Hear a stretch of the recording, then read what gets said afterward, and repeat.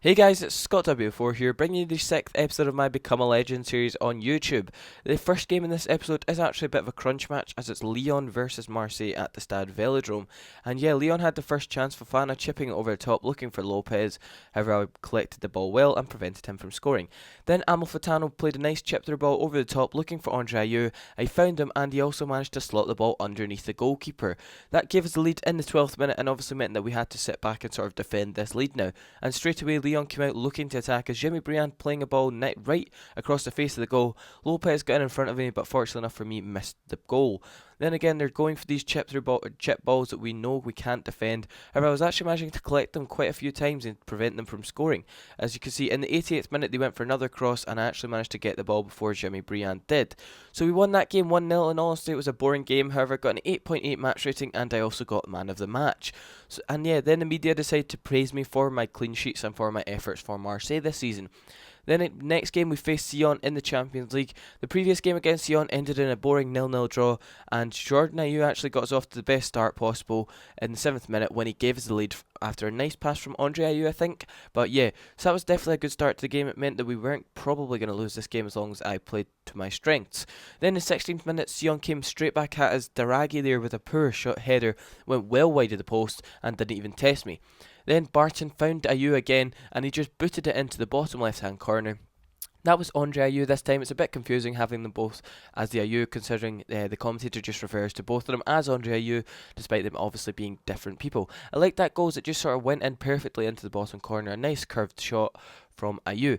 Then obviously Sion looking to try and get a goal back to prevent an embarrassing score really of 2-0. And yeah, Marguerite there, his shot went well wide. And yeah, that again, they're going for these cross balls which we know we can't defend. They've obviously done their homework. But then a wonderful save from me prevented Kyle Lafferty from scoring. And then again, I think got a touch on the second save. And yeah, that was great goalkeeping there. A wonderful reflex save. But the job wasn't done as Marguerite here had the chance to make it 2-1. And I managed to make another excellent save. Then again, straight after half time, Sion came flying out the traps, and this was Wurthrick here looking for Lafferty again, and they prevented him from scoring yet again. So yeah, it didn't look like I was going to concede this game, and in the 51st minute, Jose Goncalves, ex-Hearts player, went for the long throw looking for Kyle Lafferty. I couldn't get to it, and I just decided to wait and stay on my line. Wurthrick then found Lafferty again. Lafferty played it back to Wurthrick, but yet again I'm preventing Sion from getting a goal back, and Charles Kabori eventually managed to clear the ball. Yeah, so from the resulting corner, I thought, yeah, I'll just come out and collect this. I was on a bit of a hype and a buzz, and I thought I was basically the best goalkeeper in the world, and I was brought back down, crashing back to reality when Lafferty beat me to the ball. So yeah, then in the 83rd minute, I managed to collect the ball at the feet of the attacker before he got the chance to even have a shot, which was excellent goalkeeping. However, in the 88th minute, an absolute wonderful one-on-one save prevented Marguerite Raz from getting a goal back late on, which probably would have been a consolation goal, but the final result was 2-0, the both Ayews scoring, and I got a perfect 10 match rating, which is obviously the title of the video. So yeah, after that game I decided I'd treat myself to a new pair of goalie gloves and a new pair of boots. Obviously with Adidas manufacturing both the kits for Scotland and Marseille, I sort of had become a bit of an ambassador for them. I was wearing Adidas goalkeeper gloves and obviously Adidas boots too. I decided to pick the Adipures for the boots purely because they're blue, white and red, and obviously that's the colours of Marseille and France as well, despite me playing for Scotland. So yeah, in the next game I actually got picked to face Austria and Czech Republic for Scotland, and yeah, I was a bit confused by the whole media aspect to that, which I'll show you after this League One game. So yeah, we faced Ajaccio in the league, and basically this was one of the most boring games I've played in. Marseille we had no real chances. I think Valbuena had one good shot, and as you can see early on, my defence was an absolute shambles. They managed to hit the post early on, but fortunately enough, it didn't go in. However, in the 11th minute, Delort managed to break through past their defence, but I made a nice one-on-one save to prevent him from giving Ajaccio the lead.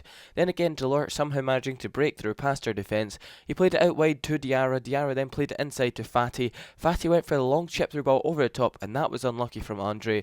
Really close, and nice volley and nice technique to manage to pull that off.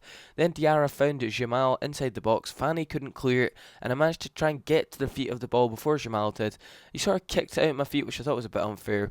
but it didn't go in. That was the one chance I was talking about. Valbuena's shot went well wide. I then made a nice reaction save there to prevent Ajaxio from taking the lead, and yet again I got another 8.8 match rating. So I thought I'd show you a bit of the stats. I've played 10 games for Marseille and I've conceded 6 goals. I have an average match rating of 7. Here's some of my in-game stats. You can pause it here and look at them if you want. There's no real outstanding ones. I mean, all the technical ones are in the red, which is pretty poor, but oh well. So yeah, then I'll move on to the squad ranking. I'm currently sitting 7th in the squad ranking with an average, or with a form rating of 8.1. Pretty good for a goalkeeper. However, I'm second in the goalkeeping one. Steve Mandanda, obviously 84 rated, being first, despite his form being 5.6. Now we'll move on to the league table, guys, and as you can see, we are sitting 8th in the league table with 19 points.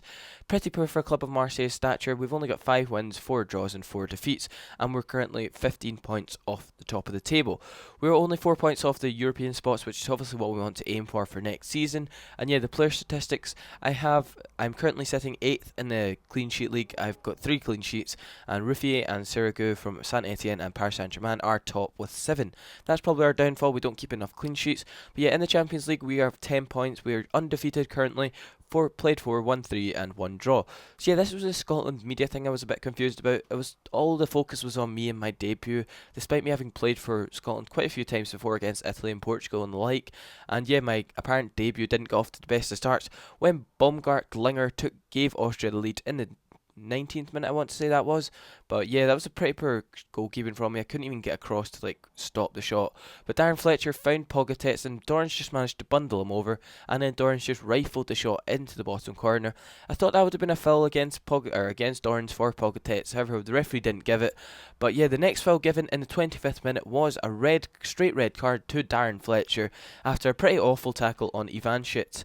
He was really late, and it was from behind as well, and he got him ankle height as well. And yeah, from the resulting free kick, I've not really had the free kick to deal with, so I had to try and deal with my wall and set it up. And they went for a kind of quick free kick, but I managed to prevent them from scoring nicely with a nice save to my left. Then from the resulting corner in the 27th minute, I thought, yep, I'll just come out and collect it, and that's exactly what I did. Rose above everyone and collected the ball. Then the 47th minute, again, Austria were attacking. A nice shot from Ivanschitz, and then Danny Wilson there almost heading the ball into his own goal, but fortunate enough for us, it didn't, and it went over the post. Then Murray Davidson had a nice shot, which was well saved by my opposition goalkeeper number. Then Darren Fletcher with a nice back heel back to Murray Davidson, and his shot rifled off the bar and then off the goalkeeper and out for a corner. That was a 1-1 result there and a 6.3 match rating. I hope you enjoyed this episode, guys. Maybe leave a like or comment on what I could change, or if you want to see anything different. But bye.